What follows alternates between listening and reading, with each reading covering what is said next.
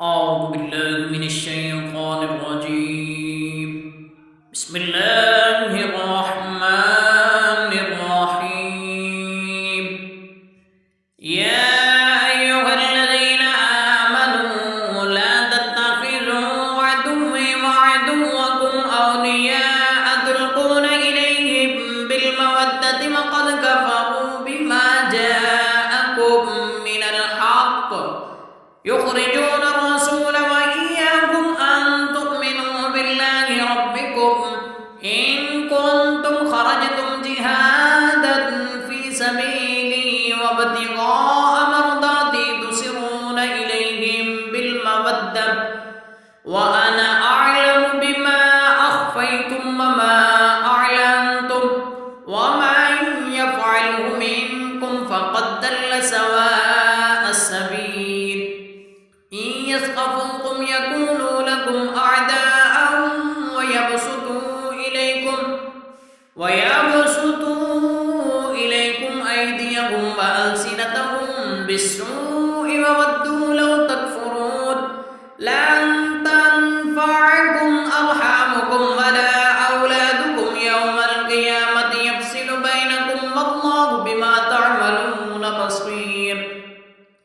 قد كانت لكم أسوة حسنة في إبراهيم والذين معه إذ قالوا لقومهم إنا براء منكم ومما تعبدون من دون الله كفرنا بكم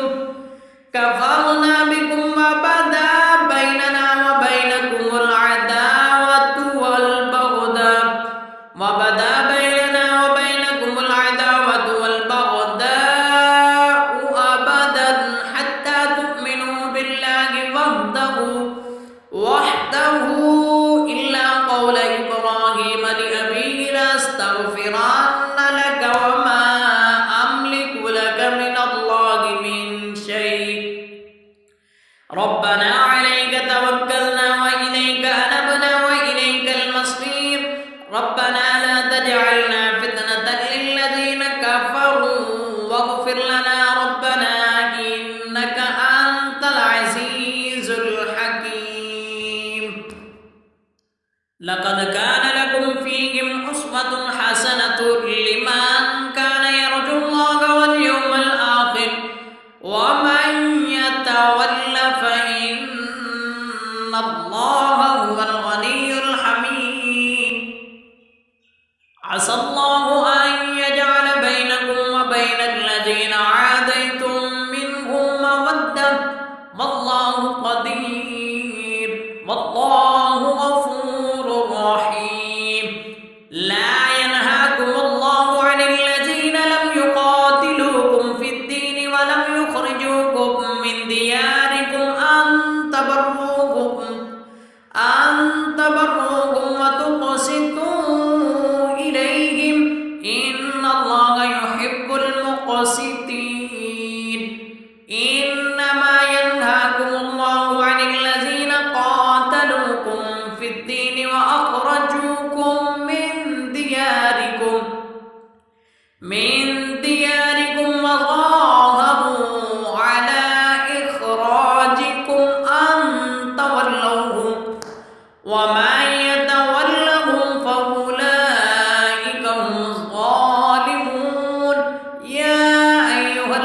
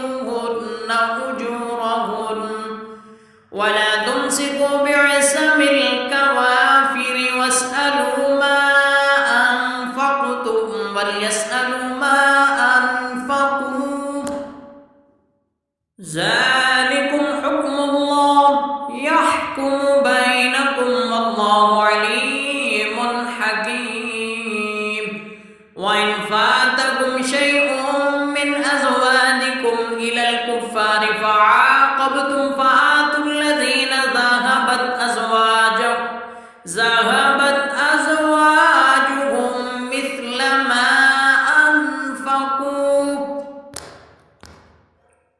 واتقوا الله الذي أنتم به مؤمنون يا أيها النبي إذا جاءك المؤمنات يبايعنك على ألا يشركن بالله شيئا ولا يسرقن ولا يزنين ولا يقتلن أولادهن ولا يأتين ببهتان يفترينه بين أيديهن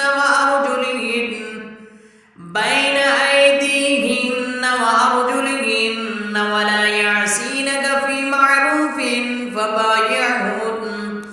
فبايعهن واستغفر لهن الله إن الله غفور رحيم يا أيها الذين آمنوا لا تتولوا قوما غضب الله عليهم قد يئسوا من الآخرة كما يئس الكفار من أصحاب القبور صدق